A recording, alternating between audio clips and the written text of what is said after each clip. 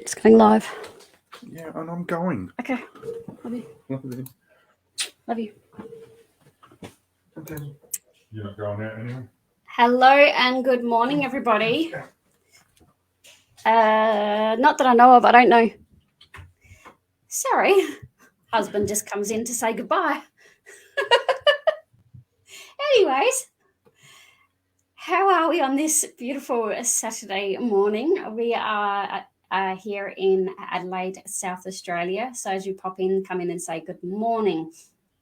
So I am Paula Dart from the Heart Centre Academy of Healing, and today I have Linda from Amora Healing as well. Linda and I have been going through menopause for quite a while, going through the different stages of menopause for quite a while now. And Linda and I are very good friends, and we often talk about, sort of what's been happening for us and, what's been transpiring. Just excuse me for a second, because I've just realized that I'm all fuzzy, and it's because I haven't got my proper camera in. Right. Okay. So it looks clear to me. I was just like looking at the camera. I'm like, why is it so glary? So as you come in this morning, say hello. Let us know how you are today. So as I was saying, what we have both noticed in conversations is how menopause has actually brought up unresolved trauma, how it has impacted us emotionally, physically, and mentally, and I guess also very much on a soul level as well. So, Linda, would you like to tell us a little bit about Amora Healing and what you do with Amora? Hi, everyone. I'm the founder of Amora Healing. I'm a complex trauma specialist. And I guess a little bit about myself really is looking back, I was in menopause for many years before I actually knew. And it wasn't until maybe 4 years ago where I got really, really bad with my symptoms that I actually started to Google it myself and realised that I could be perimenopausal. Went to my doctor and eventually had to tell her, could I be perimenopausal? And she gave me a form to fill out. And she said, yep, you are. You can go on HRT and that'll help you. That wasn't really an option for me. And that was pretty much the extent of my help. So really within my practice now, my special interest is on menopause. So that's something I'm really studying now, and to bring in different tools now for women who are in this stage. Yeah. And I know for myself, Linda, like you have been such a humongous help through my menopausal journey, because one of the things that Linda and I quite often talk about, and that is that, as a woman, you used to, once upon a time, there used to be that community of women would have somewhere to go when we would be going through like different stages of life, like the young woman going into the adolescent into a young woman would be have a beautiful ceremony, and then you go through motherhood and you go through another ceremony, and you go through the crone years and you'd have another ceremony. Yep.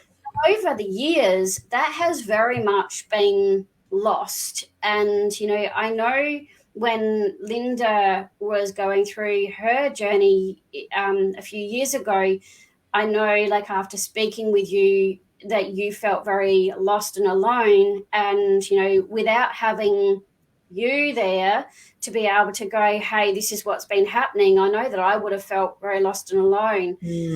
So yeah, it really is. It's very isolating because no one seems to know anything about it. And like you said, back in tribal days, this was a really big deal. Like every stage of life, birth right through till death, every stage was celebrated. Yeah. Crones were revered. They became like the matriarch of the tribe. Everyone went to the crones for wisdom and Yeah. knowledge and help and guidance in that Yep. tribe. And then for some reason over, the generations, we've kind of been put out to pasture.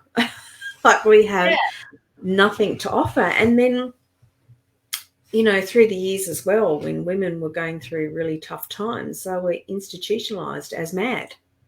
Yeah. And Well, to be frank, and I know you're alongside me with this as well, Paula, yep. quite frankly, there are times when you do actually feel like you are going mad. Yeah. Oh, look, absolutely. Mm. Hey, Tab, how are you today? Thank you for joining us. Remember, this, like, what we are really wanting to do here, ladies, is to actually open this discussion up for you guys. How are you Mm. feeling? What have you noticed, like, as you've gone through your later years? And, what's been really amazing, and that is that I'm seeing my clients go through perimenopause at such a young age now. The Mm. symptoms of perimenopause, but the doctors are saying you're depressed. And it's like, Yeah. and when I'm working on them energetically, I can actually feel and sense it's all emotional based, it's all Mm. hormone based, and then we look at, little young women that are, they're starting their period at like between the age of 8 to 10 years old now. Like Mm. that was really like unheard of, like Mm. all of those years beforehand. And I do sort of put that down to a lot of, hormonal supplements, and we are eating foods that are very hormone supplemented, and what have you as well. So I know that generational, everything is very much changed as well. But what I noticed, the reason why I wanted to do this live with Linda this morning was the so Tab says I'm nearly 37 and I've been going through life change hardcore for 17 years since having my son. Oh, Tab, like, Yeah. we hear you. Mm. Very much hear what you're saying here. And I noticed that, like, I was 33 when I had Taj.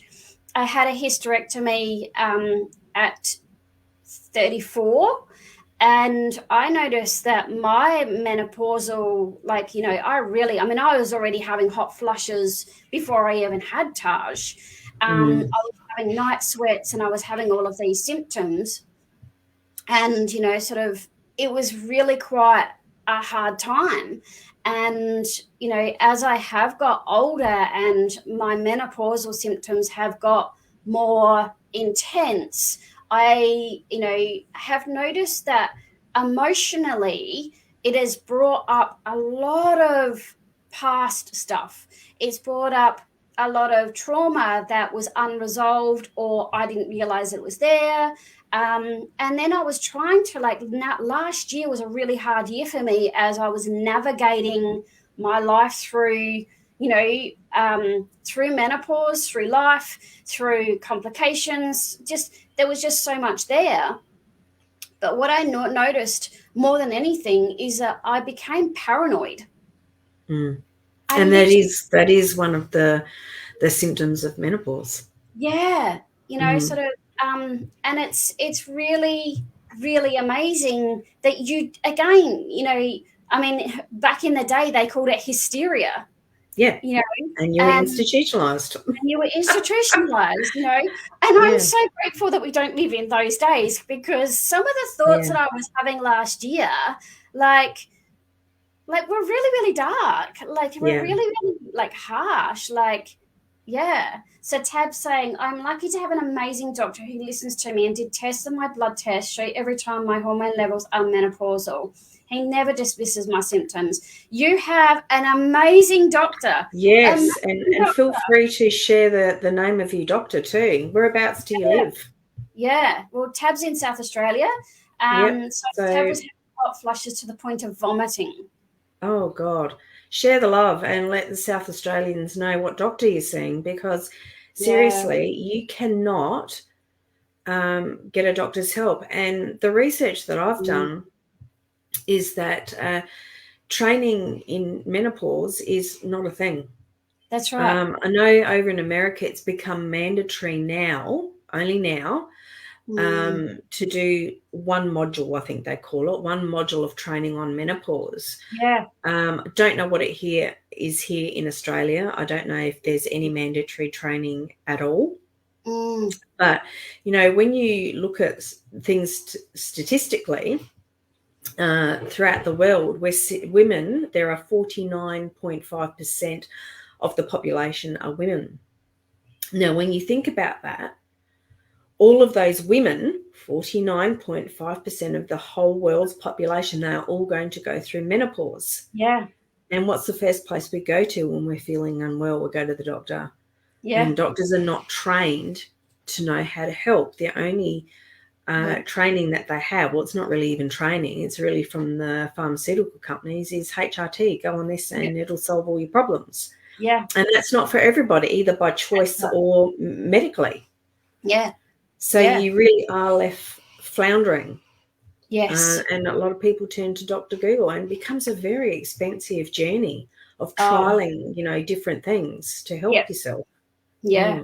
Yeah. And I know, like, for myself, like, 4 weeks ago, I had my ovaries out, and I wasn't given the option at this stage for anything else but to go on HRT patches, which I really didn't want to do.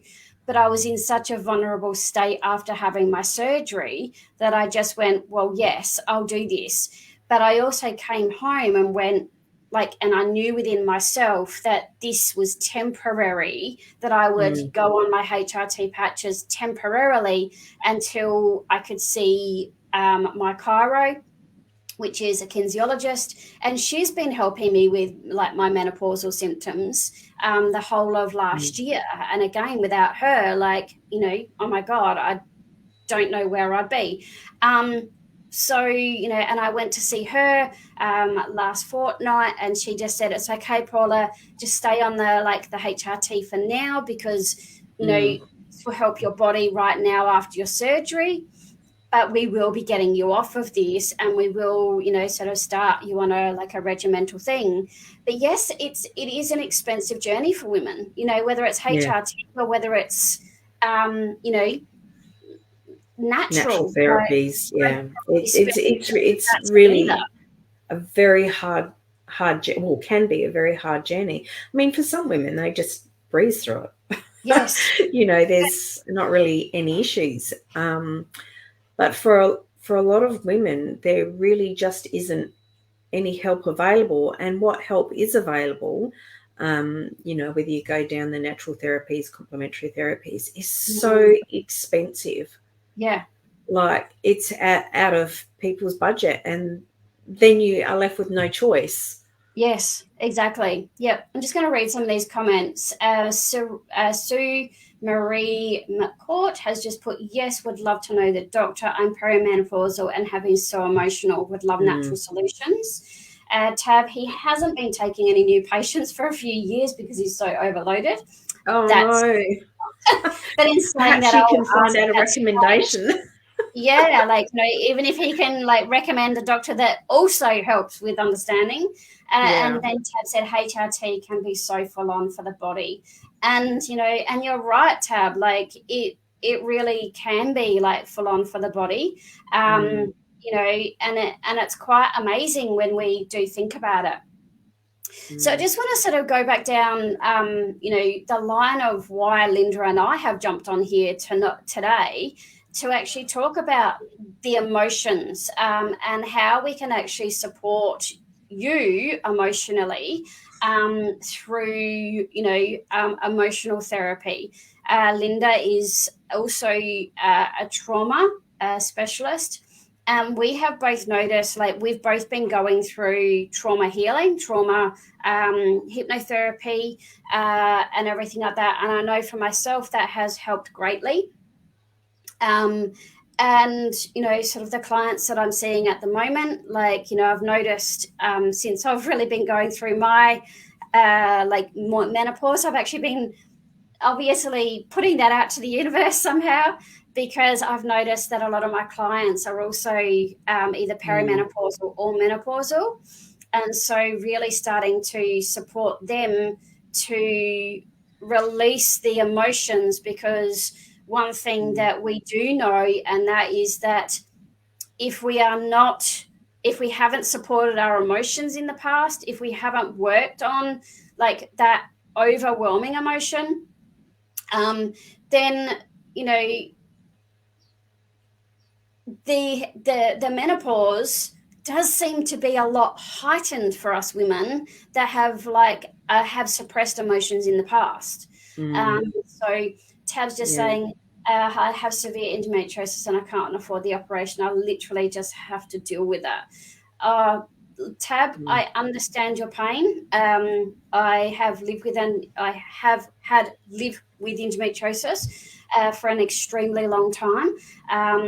And sort of I do feel that because endometriosis is a over estrogen in your body. So, and as we are going through menopause, our body is at that stage where, sort of we are so up and down estrogen, progesterone. And when the body is at that high estrogen, then the endometriosis flares up because our body is in that, that heightened state with endometriosis as well. So, yeah. So, Linda, would you like to explain from a trauma therapist how, these women can start to receive some help and guidance, and maybe a tip to what they can actually do for themselves in the meantime? Right. Well, research actually is showing now, and there has been studies done that suggest that when trauma has not been resolved, that your symptoms are exacerbated when you go through menopause. So any trauma that hasn't been resolved rears its ugly head in a big way once you start going through menopause. And then, you start to see the depressions and the anxieties really taking hold.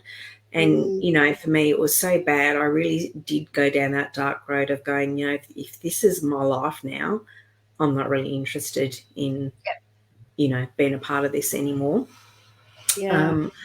So what's really important is, and especially if you've had depression and anxiety throughout your life, depression and anxiety, I'm having trouble getting that out today, isn't something you just get. It's actually a trauma response. Yeah. So if you've actually had that throughout your life, the chances of you having that going through menopause is quite high. So the big tip is resolve your trauma.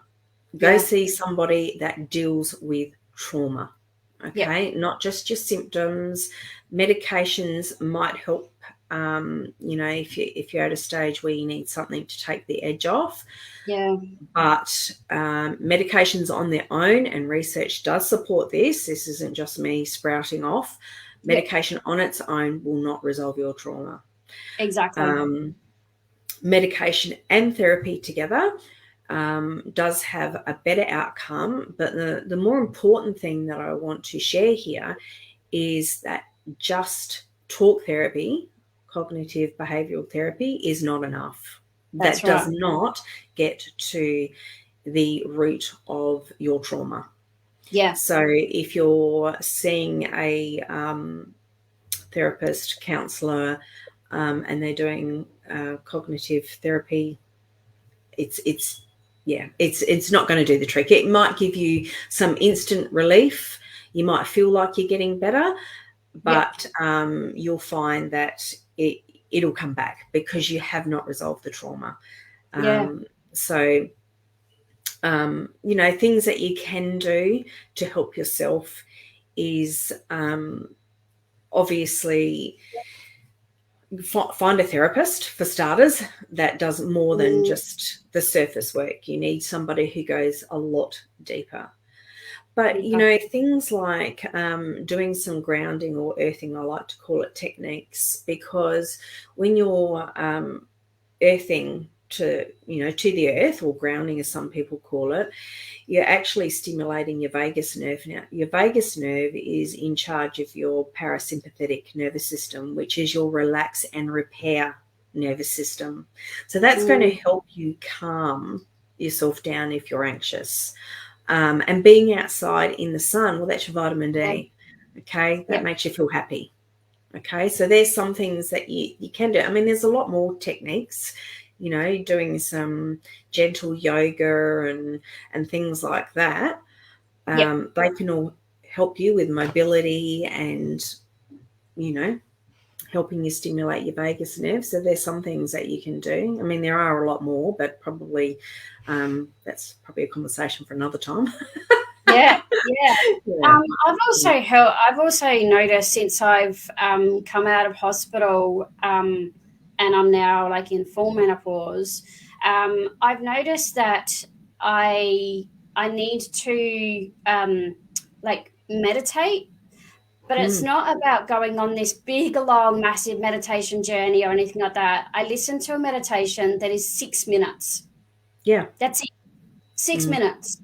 And, you know, that 6 minutes actually supports my body in the morning so that I'm then able to move through my day with like a clearer thought. Because one of the things with menopause and, you know, the trauma and the emotions that are there, and that is that, you know, sort of one of the biggest symptoms of menopause is the foggy brain. And the foggy brain can actually stop us from actually doing our day at all. Well, yeah. And so, yes, yeah. So, you know, sort of this 6 minute meditation that I found, it's really good because it makes it like, all it does is it's got a really powerful like little prayer at the beginning, and then you breathe 3 times and clench your body and then relax. But it's the breath of, you actually breathe out twice in a like exhalation. It's really cool. And then you do another positive affirmation, and then it's finished. Yeah. Like And 6 minutes. meditation can really help to slow the body down. It's not for everybody. So, you know, don't feel that, you know, if you're not a meditator, that, oh, you know, well, that's it for me, I'm done. That's not necessarily so. So we'll have to have a drink. This is the thing about, like, you know, sort of these little things that I've been finding on YouTube. And it's not even like, it's actually not even about like meditating. It's about just taking 6 minutes to myself to breathe, to say a nice mantra, because we don't go on a journey. We don't like go on this like big fantasy or anything like that. It's just 3 breaths, positive mantras, saying them to yourself 3 times, and off you go. And not everyone has an hour to go off on a big meditative journey. No. You know, 6 minutes is very doable. And, you know, the thing is, we do need to take this time for ourselves. And, you know, I really have to, you know, make sure that people understand that. I mean, you remember when, you know, I was going through my really bad time with the brain fog and not doing things for myself, I actually closed down my business. Yeah. Do you remember that? I can't do this anymore. I can't think anymore. I'm so sad. And I got to the point where I really just didn't care about anybody. I was just like, I don't care about anybody. And in our line of work, that's not really a good thing.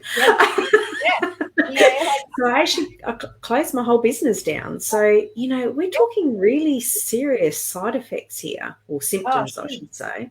And I remember, I think it was early on of last year, like, you know, sort of I was at that stage, and I'm just like, I'm done. And, you know, I remember your words, Linda, and you said to me, just remember. Yep, I did it. just think of what I did and the repercussions of that. And, Yeah. because of that, because of those words, like I am still in my business and everything. And Yep. every time last year, which was a lot, I just Often. wanted to give up. It was just, I just remember like ringing you, just crying. I'm like, I don't want to do, I can't do it, blah, blah, blah, blah. She's Yep. like, Paula, breathe, don't give up. Like, it's okay. Just have this time. Yeah. So yeah, I'm just going to read Tab's messages. There's trauma you know about, and there's trauma that you're not even aware of because you buried it so deep. Absolutely. Yes. Oh my God, Tab, and this is actually one of the things that happened to me early last year. I was having a healing session, and all of this sexual trauma that I had suppressed, from the age of 2 to 6, all of a sudden came to the surface. And then I had to go, wow, okay, well, that makes sense why this, and this, and this, and this. And then I was, sort of working through that trauma as well. Tab says, brain fog. Oh, my God, yes. It's shocking. Yeah, it is really bad. I'm still struggling with that one. Do you know what? And I think, I'm really struggling with the brain fog as well. And I think it's something that all of us that are going through perimenopause, menopause, and fatigue and tiredness, that 1 minute you're 100% okay, and the next minute you hit a brick wall and it's like, I can't get my eyes open. Yeah, and it literally can happen in a heartbeat. I mean, even just during this live that we're having at the moment, I've actually forgotten words and had to real quick think of another word to put in its place because I've struggled with, remembering some words that I've actually needed. So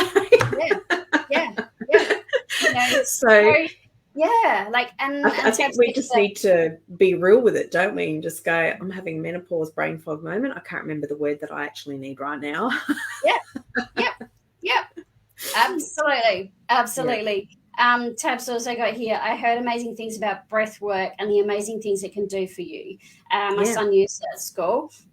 Breath work again, and this is why I like this 6-minute session, because it just focuses on the breath. You breathe into the count of 6, and then you do 2 quick breaths out. So you breathe in, but you clench your whole body, and then you do 2 quick breaths out, and your whole body relaxes. And it's really surprising. Just 3 of them really does just, it's really cool. Another thing I want to mention too about trauma, a lot of people have this misconception that trauma is like some big event, that you've been through, horrific accident, some kind of violence, abuse or something like that. And that's not the case. It's actually not what's happened to you. It's how your body is responding to it. And a lot of things that happen to us in the way that we act is a trauma response. So, for instance, if you're a people pleaser, can never say no to people, that's actually a trauma response. Okay, if you're narcissistic, that's a trauma response. If you're one of these people who, withdraws, doesn't like to be seen, and that was me, who likes to, lurk in the background and not really get out there and be seen, that's a trauma response. Or if you're the opposite, if you, trying to make yourself big all the time and put other people down, again, trauma response. So there's a lot of telltale signs that you're actually having a response to trauma. And it might not necessarily be, like I said, something really big, natural disasters, big accidents or something like that. It's, beliefs that you've had to take on as a small child to keep you safe. Yeah. And sort of what's really interesting is that, from a brain, from a memory from a,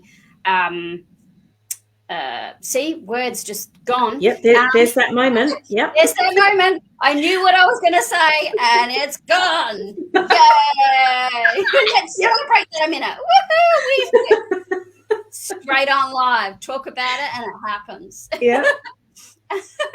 God. All right, I'll just read out Tab's messages. Yes. Maybe we'll come back to you. I'll come back to that memory. God. My brain fog has been even worse since I caught the spicy flu. Yes, I will 100% agree with that. Both Linda and I have had spicy flu. And, you know, we've not only had the spicy flu, but we've also had the flu. And I've noticed that they actually backed onto each other. And, you know, I love all the code names here. Yeah. My God, it made it even worse. No trauma can be anything small or big. Fight or flight mode. I'm a people pleaser, and everything has always come before me. Yeah. And Tab's laughing with us at the moment with a little smiley face, but like, yeah. So,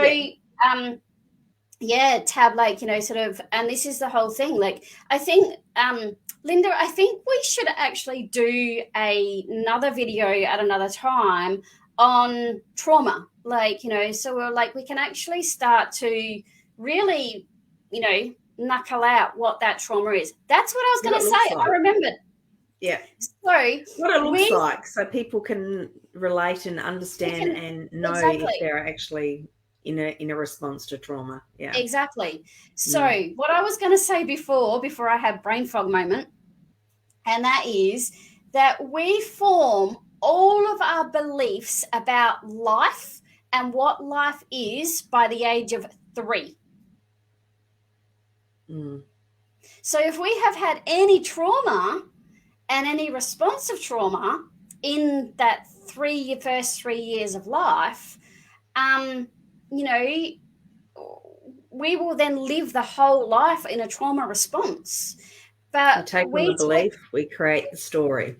Correct. So, you know, by the age of 3 years old, we've taken on society's belief, parents' belief, grandparents' belief. If we've been to childcare or anything like that, childcare belief system.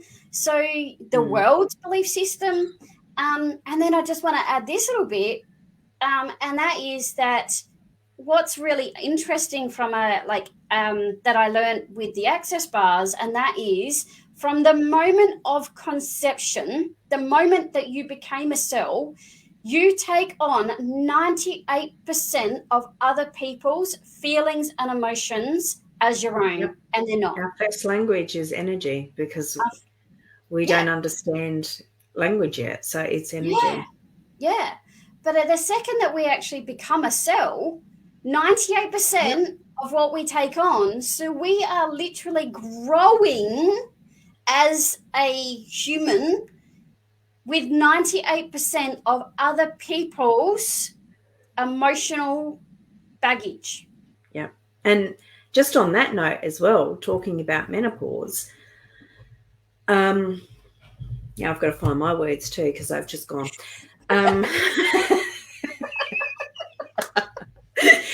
Here we go. So generational beliefs about menopause as well. So that's coming down the line as well. So, you know, if menopause, according to your mother, your grandmother, or even men, something we don't talk about, people, or that's disgusting, it's dirty, that's what you're going to take on. Yeah. So if you had a mother or grandmother that, you know, you might have been close to and they're always whinging, oh, my God, menopause is terrible. It's, you know, you're going to hate it. It's going to be so terrible for you. That's what you're going to take on. That is going to be your belief. Yeah. Okay. Yep. So your response to menopause is going to be that of your ancestry background. Yeah. Yeah. So that's another thing to remember. Yeah. And I very much grew up in a family that didn't talk about it.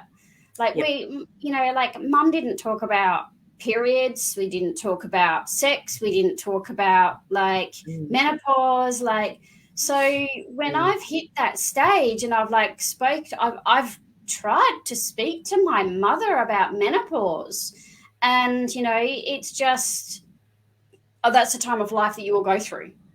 Like, that's the response. And it's Yeah, like, thanks for Mum, I'm that. really struggling. Like, I'm really, I'm really struggling with what I'm actually going through, Mum.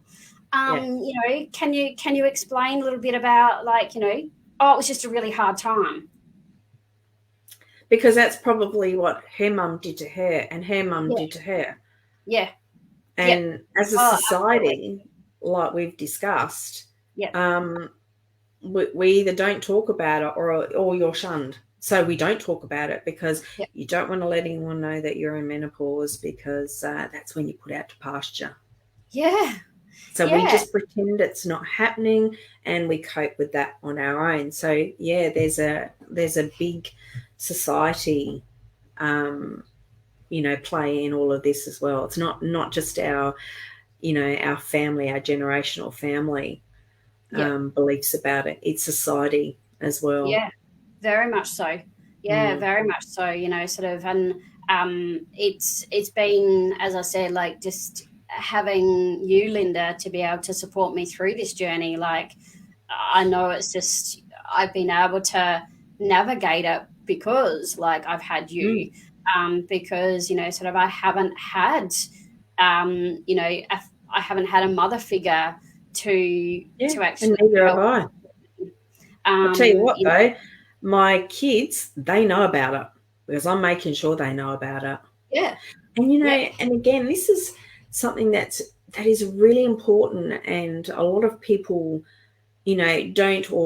don't participate for whatever reason, and that is a women's circle. This is what used to happen. They had the red Yeah. tent Yes. where the women would congregate and they would tell their children, and their children, this is what's happening. Not only was there the celebration, but there was the knowledge shared. Yes. So that, when you got to these transitional phases in your life, you knew what was happening. I had no idea that what was happening to me was menopause until I did my own research. I knew That's there right. was hot flushes involved in menopause, but that Yeah. was about it. Yeah. I had no idea that there's 50 odd, symptoms. yeah. So, Yeah. and this is the importance of having a women's circle, because we're not all in a family environment or even a friendship environment that has this knowledge. Yeah, exactly. Yeah. Yeah. And sort of, it's been really interesting, since I came out of hospital. I had to, like, really grieve. Like, before I went into hospital, I had to really grieve for my ovaries because I was having them removed.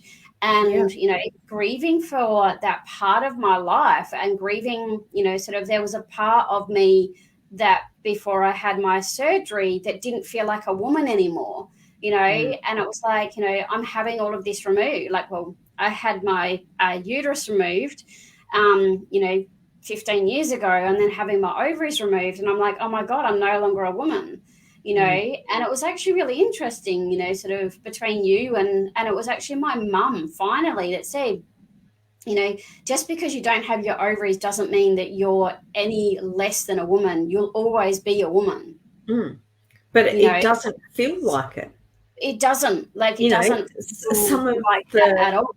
The symptoms that you're experiencing, growing all the hair and, not feeling sexually attractive anymore, the plumbing down there isn't working like it used to. Of course you're not going to feel like a woman. Yeah.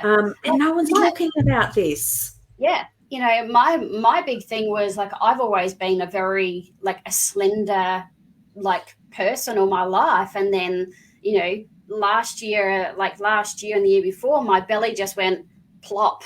And I'm like, why have I got this belly? And it's like, I thought that, the belly might disappear, like, after the surgery. And it's like, it's definitely not going to disappear. Well, look what I did a few years ago when I moved to Brisbane. I thought one of my goals was, when I moved to Brisbane, was I was going to start jogging. I was jogging and power walking 10 kilometres a day, thinking this is going to be really good for my health. They say to exercise. It was not. It was the absolute opposite. That's Yeah. when I went into my darkest times Yeah. through perimenopause, because Yeah. I had put my body into so much stress of all the Yes. exercise that I was doing. I didn't lose an ounce of weight at all. I Mm. actually gained. I had Yeah. nice toned legs, but that was about it.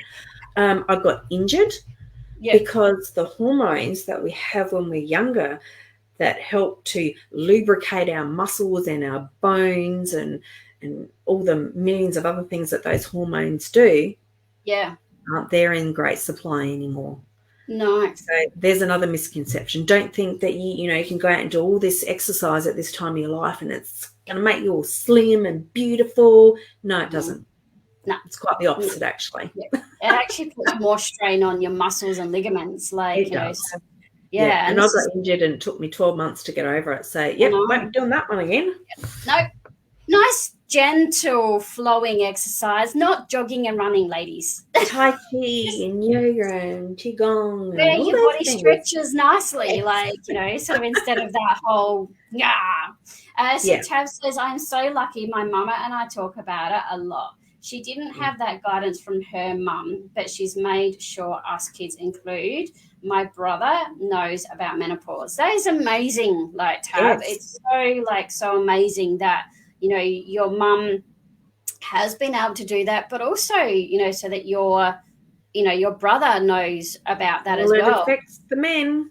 And I very much, sort of made it I've got all boys. And so, I've made it very clear to them what menopause is for me and how, and even their partners. Like I've actually, said, I'm going through menopause. This is what menopause is, and everything. So, for me, I've tried really hard to explain to my boys so then they understand it. So when their partners in many, many, many, many years to come start to go through like the different changes in menopause, then they will understand it Yeah. as well. Yeah, not that my brother wants to know. look, men just don't. It was really interesting when I first came home and said to my husband, like, okay, yep, it's definitely perimenopause and blah blah blah. He actually went and Googled it himself. Yeah.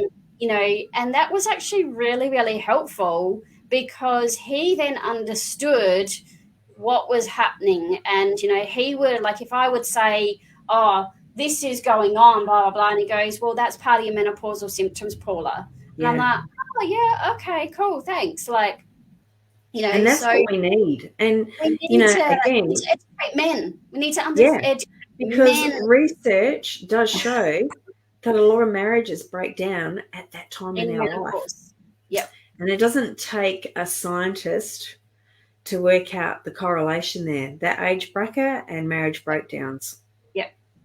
Because that's the age bracket where we're going through those transitions and men can't understand where their, very sexually active wife partner has gone, why they're so angry or in rage. That was one of my big ones, the rage.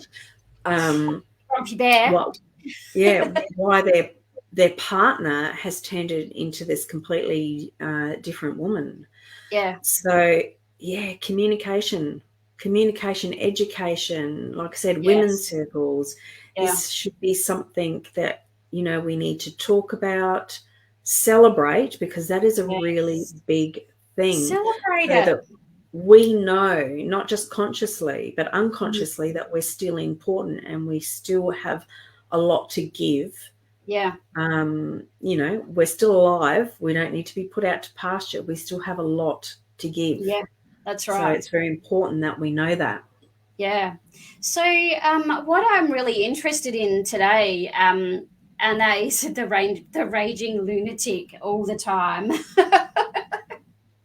Yes. Like, sort of, and it was really funny actually, because last year I had a lot of anger raised to the surface, a lot of anger.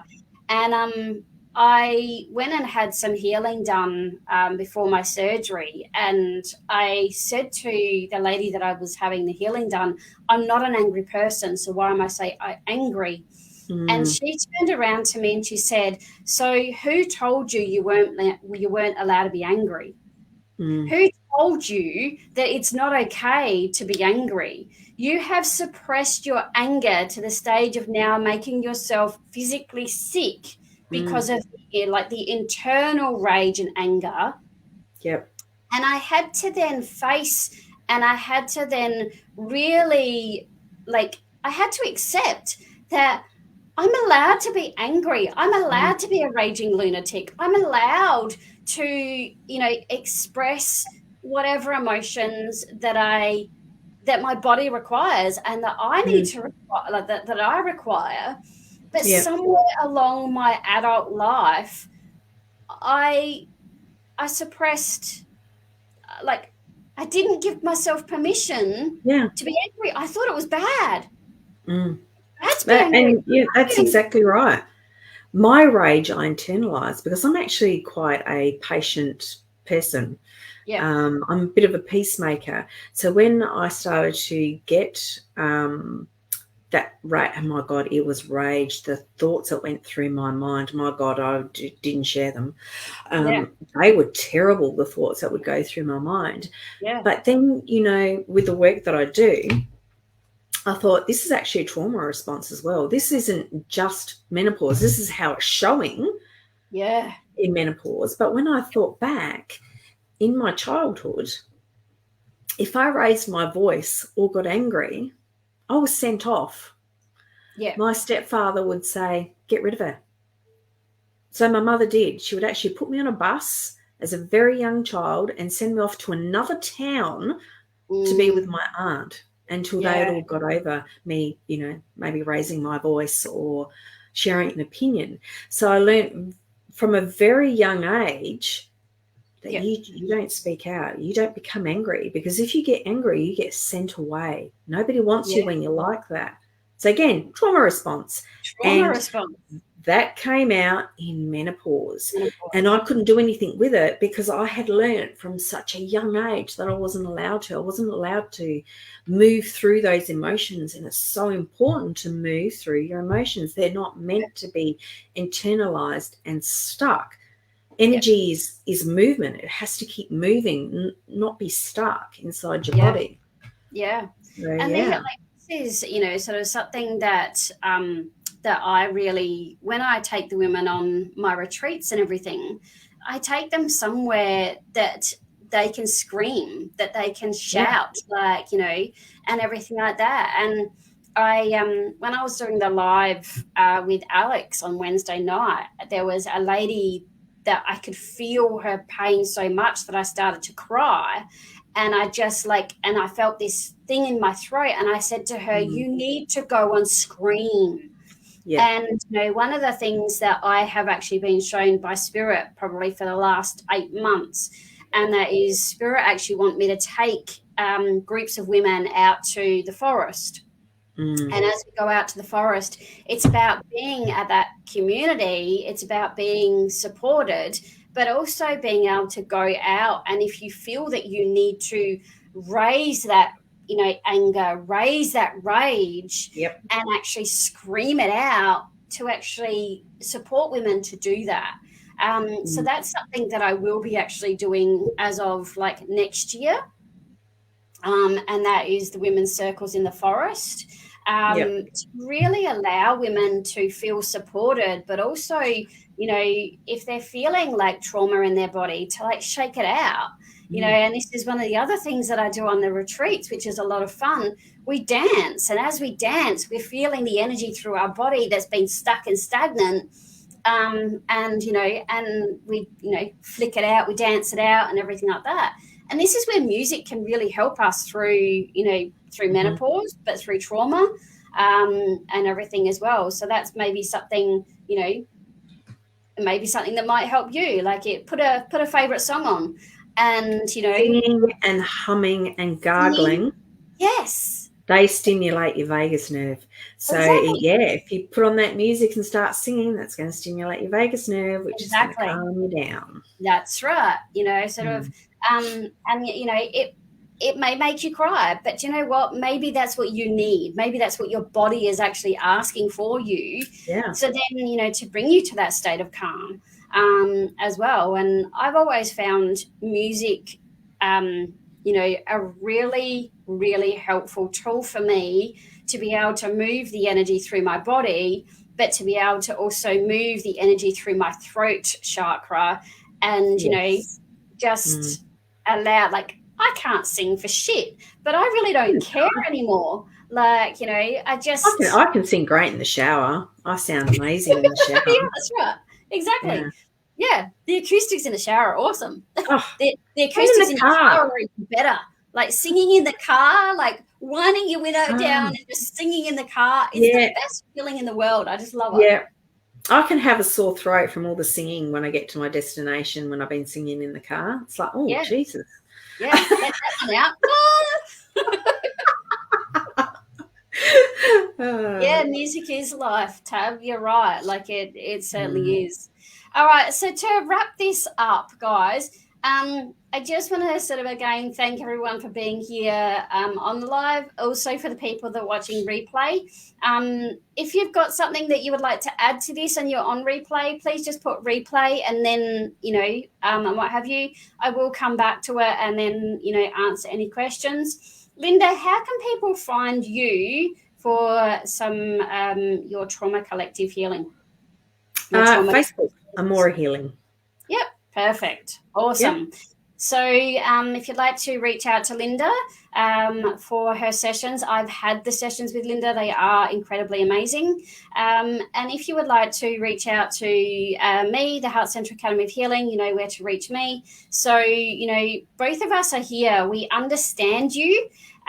We also are here to support you. So please don't feel that you are alone in your journey, because Linda and I are very much here to support you through it and to help and guide you through some strategies and some healing and to release that stuck, stagnant, awful trauma. So guys, have a wonderful weekend and we will catch you very soon. I think Linda and I will do another video. We'll talk about that in a minute. On the actual trauma and other things as well. So stay tuned for that one. So guys, for now, much love to you all. Have a wonderful weekend. Everyone. And we'll see you again soon. Bye for now. Bye.